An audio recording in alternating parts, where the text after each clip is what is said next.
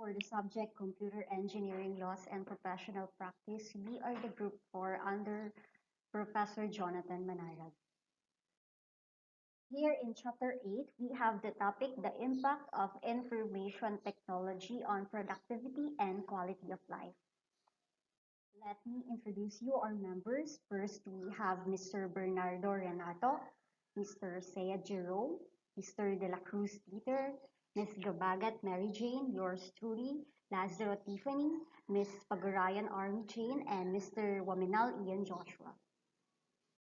So in this video, our objective is to know what are the impact that the IT had on the standard of living and worker productivity. Next is to know what is being done to reduce the negative influence of the digital divide. Meanwhile, for the third objective we have here is what impact can IT have on improving the quality of healthcare and reducing its cost. And lastly, for our objective is we have to know what ethical issues are raised because some entities can afford to make significant investments in IT, while the others cannot and thus are blocked in their efforts to raise productivity and quality. So here on topic 1, we have the gross domestic product or also known as the GDP. GDP is a measurement of the material standard of living. It is equal to the annual amount of output of a nation's economy. So technically, it is simply the measurement of the material standard living and it is equal to the annual output of a nation's economy.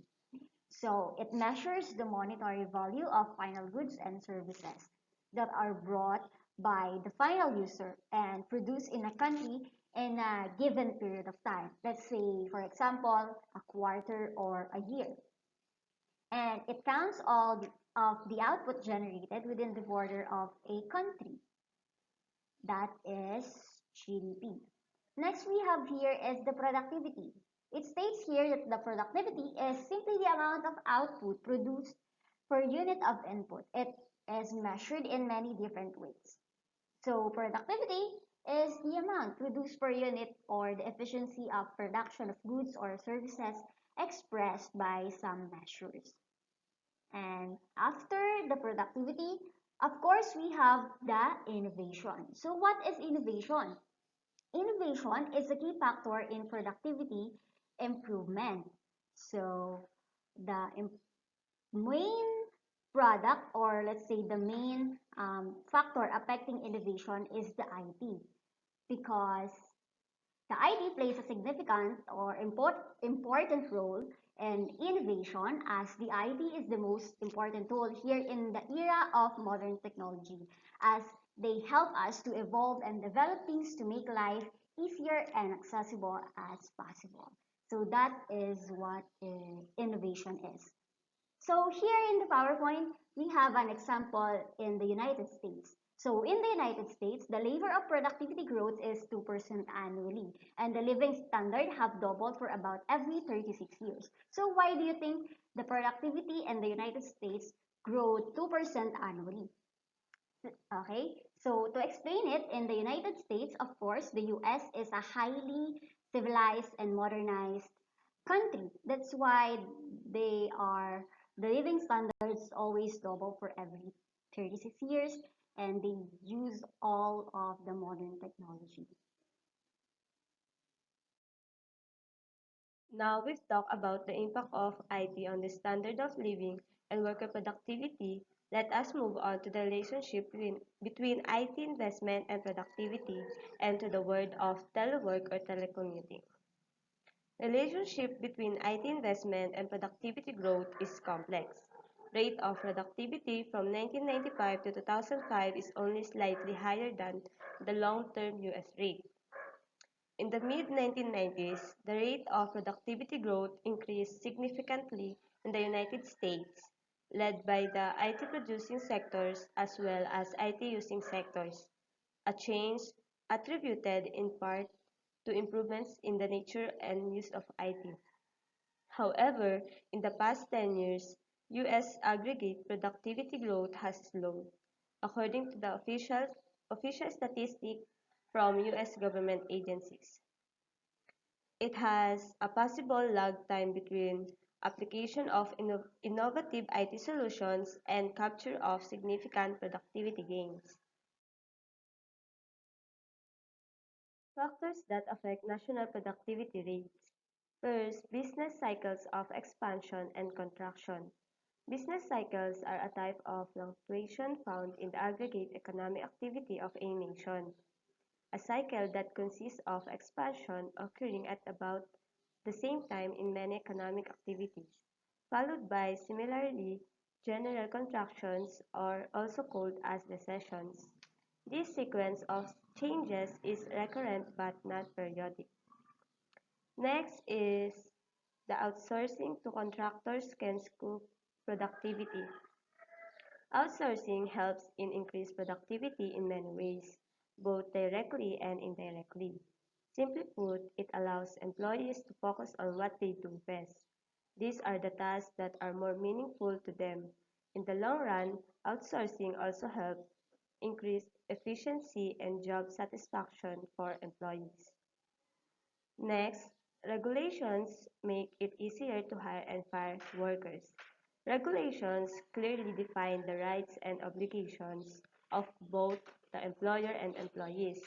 It refers to the rules that govern the content of the employment relationship and the behavior and activities of employees. Next, more competitive markets for goods and services.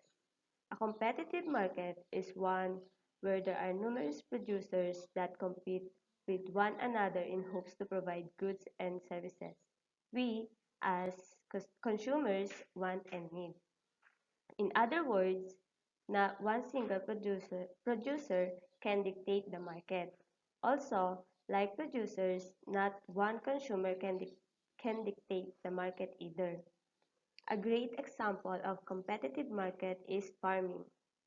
There are thousands of farmers and not one of them can influence the market or the price based on how they grow. All the farmers can do is grow the crop and accept whatever the current price is for that product. They do not get to determine the price they want to sell the crop for. Next, difficult to measure output of some services. Determining the productivity of each worker is difficult because the metric could be total dollars sold, total number of inventory moved, total number of full price items moved, or the total number of satisfied customers. Lastly, IT investment don't always yield tangible results. Table 8.1 shows the fundamental drivers for productivity performance. First column consists of the way how to reduce the amount of input required to produce a given output by consolidating operations to, to better leverage economies of scale and improving performance by becoming more efficient. While the other column consists of the way how to increase the value of output produced by a given amount of input by selling higher value goods and selling more goods to increase capacity and use of existing resources. Now, let's define telework or telecommuting. Nowadays, telework or telecommuting is in demand due to pandemic. It is an employment arrangement in which the employee works outside of the employer's office and using technology to do the job. Often, this means working from home or at a location close to home, such as coffee shop, library, or co-working space. Many types of employers allow telecommuting. Some people telecommute full-time, while others do only for a percentage of their work week. Here are the advantages and disadvantages of teleworking for employees. The advantages are telecommuting gives workers greater freedom over their work hours and work location. It also gives the employee more flexibility to balance work and personal obligations, such as school pickup or caring for an ill family member. Less travel time also usually means there more time to attend personal matters. It can save money. Remote work can save both an employee and employer money. Companies can save money on everything related to running an office, and employees can save money on commuting. And if the employer pays for Wi-Fi, phone service, or other utilities related to telecommuting, then the employee can save money on that as well. Also, full-time remote workers say they're happy in their jobs 22% more than people who don't work remotely. For employers, this usually translates to higher retention rates. And the disadvantages are people working from home may become easily distracted by things like children, pets, and other people or roommates. Working out of a coffee shop or a similar location can be distracting as well. Those working from home may see the lines between work time and personal time blur, making it more difficult to stop working at the end of the day. They also run the risk of working during off hours, and some people may find working from home to be a bit isolating because they're not around coworkers. This is especially true for people who live alone. As we can see, there are a lot of advantages or benefits to telework, such as greater flexibility, saving money, and increased happiness. But there can be downsides to it as well. On this note, the following are the list of both advantages and disadvantages of teleworking for organizations. It can lead to lower costs as a teleworking employees does not need to go to the office and there is less need for parking spaces. But then it can also be a disadvantage for the organization as allowing teleworkers to access data and system from remote sites can lead to security issues as there is no one to watch them to do the work and can freely do anything in their hands. The opportunity of telework can be seen as additional perk that can be helped in recruiting as it is catchy to work in a field that does not require an employee to go in the office. But then it can be also a disadvantage for the organization since they work in the remote sites. Manager or team leaders may have a hard time monitoring the quality and quantity of the work performed by the teleworkers. Another advantage of teleworking for organization is it can be help decrease the carbon footprint by reducing daily commuting going back and forth to the office, but meanwhile it increases the potential for the loss or stolen equipment. Moreover, teleworking may have its positive and negative effect on the organization, but what is important is to have your morale and guidance intact to yourself and do the job accordingly.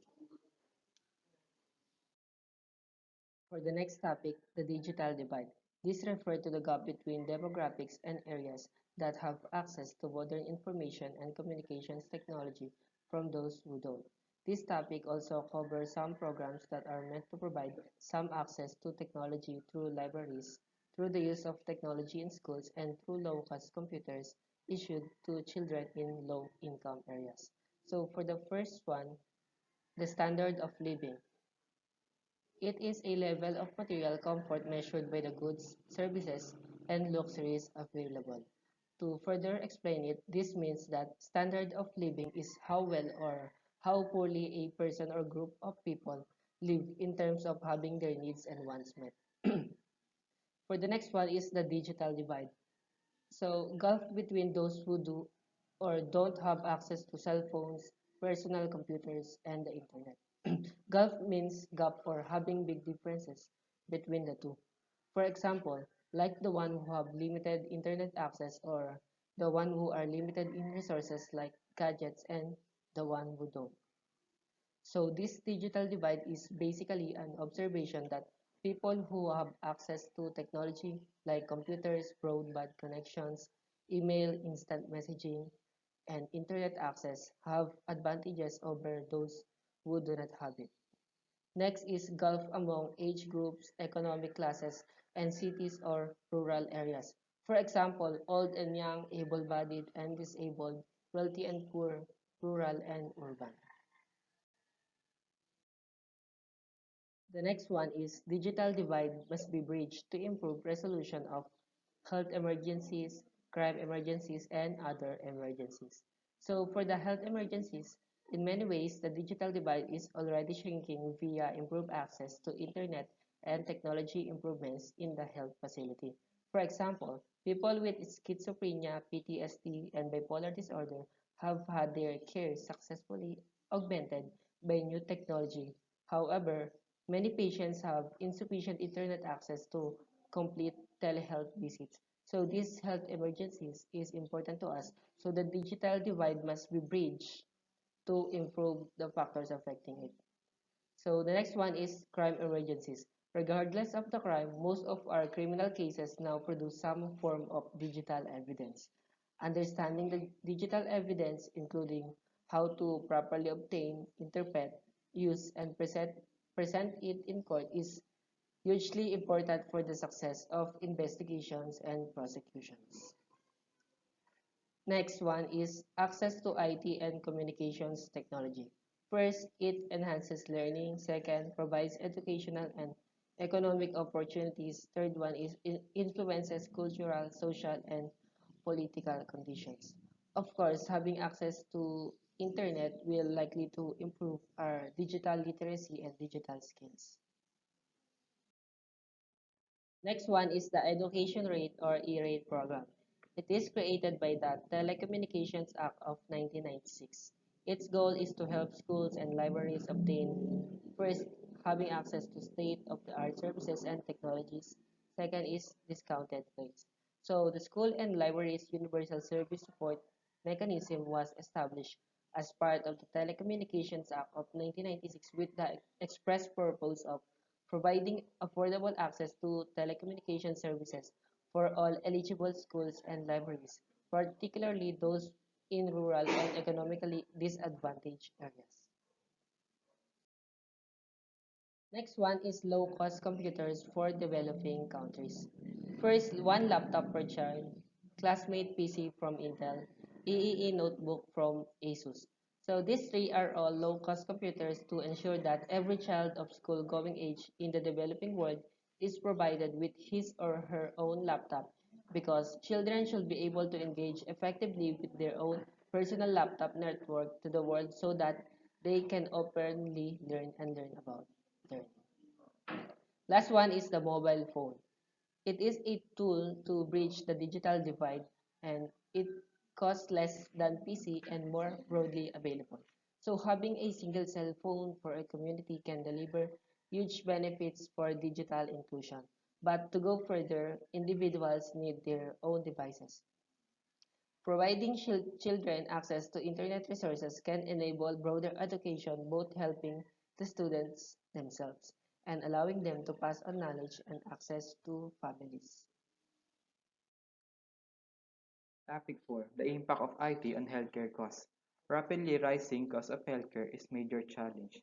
Since health information technology presents numerous opportunities for improving and transforming healthcare, which includes reducing human errors, improving clinical outcomes, facilitating care coordination, improving practice efficiencies, and tracking data over time. The effectivity of healthcare services become highly effective and it is directly proportional to the amount or cost you will spend on healthcare. According to a survey, the spending increased 6.3% per year and it grew from $2.6 trillion to $4.6 trillion by 2019. But then, the increasing cost effective of IT on healthcare can be managed and lead to cost reductions if it is improved and managed accordingly. Next is about electronic health records. It is a digital version of a patient's paper chart that includes a patient's overall health information and follows them through the medical system for years. So, how does the technology affect the medical records? Of course, it helps to store the medical data to be available instantly and securely. EHR is computer-readable record of health-related information on an individual wherein it is a system built to go beyond standard clinical data collected in a provider's office and can be inclusive of a broader view of a patient's care. It contains the medical records such as patient demographics, medical history, family history, immunization records, lab data, health problems, progress notes, medications, vital signs, and radiology reports. Summary of health information generated by each patient encounter in any healthcare delivery setting. EHR keep our record or data summarize each visit, injection, and medication received, and they are only available to the patient and doctor and allow for electronic communication, which may obtain a shorter response. Last is effective use of EHR improves patient care and reduces cost. And it is decreases the number of medical errors made for things like drug combination and such. EHR offers benefits, but there are costs associated with getting all the records together and training all the healthcare staff.